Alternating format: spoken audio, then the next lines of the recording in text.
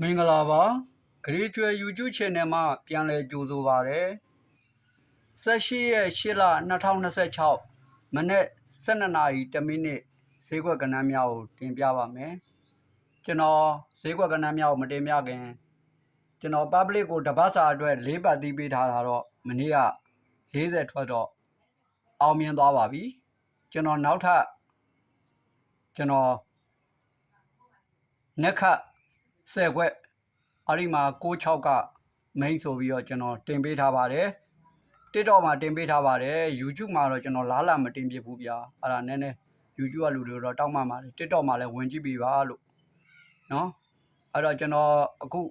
12နာရီ10မိနစ်ဈေးကွက်ကဏ္ဍများကိုကျွန်တော်တင်ပြပါမယ်အဲ့ဒီမှာက3နဲ့5နဲ့က8ဒီမှာ8လို့ဖြစ်တယ်တပင်ကျော်မှာလဲ2နဲ့6နဲ့က8လို့ပဲဖြစ်တယ်နောက်တပင်ကျော်မှာလဲ9နဲ့3နဲ့8လို့ဖြစ်တယ်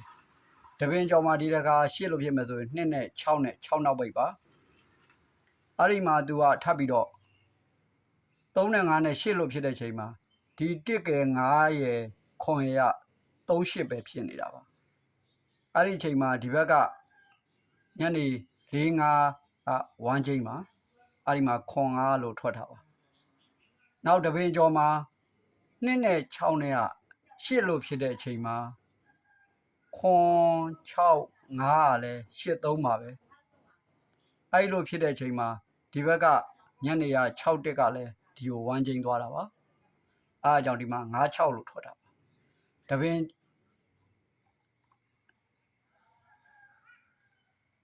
နောက်တပင်ကျော်မှာဒီမှာ9နဲ့3နဲ့က8လို့ဖြစ်တဲ့အချိန်မှာ4 3 1ကလည်း8 3ပါပဲအဲ့ဒီချိန်မှာဒီမှာညနေရ6 3ကလည်းဒီမှာ1ချိန်ပါပဲအဲ့မှာ1 3လို့ထွက်တာပါဒီတစ်ခါက2နဲ့6နဲ့8လို့ဖြစ်မယ်ဆိုရင်3 6 4ဒါမှမဟုတ်ချင်း3 6 9ဒါမှ3 8ဖြစ်မှာပါအဲ့တော့ဒီမှာက4 6 9 6ပါအဲ့ချိန်မှာညနေရ40ကနေရော1ချိန်ပါအဲ့ဒါကြောင့်ကျွန်တော်ဒီမှာက4 6ကဲ9 6ကဲ main တင်ပေးထားပါတယ်ဒီဘက်ကကျွန်တော်4ချိန်စရာလေးနဲ့ထပ်ပြီးတော့ပြပါမယ်အဲ့ဒီ4ချိန်စရာလေးကကျွန်တော်ဒီဘက်နဲ့လေးဆွဲလိုက်အောင်4ချိန်စရာမှာကကျွန်တော်ဗာတွေ့ထားလဲဆိုတော့ဒီ3ညာ1နဲ့ဒီ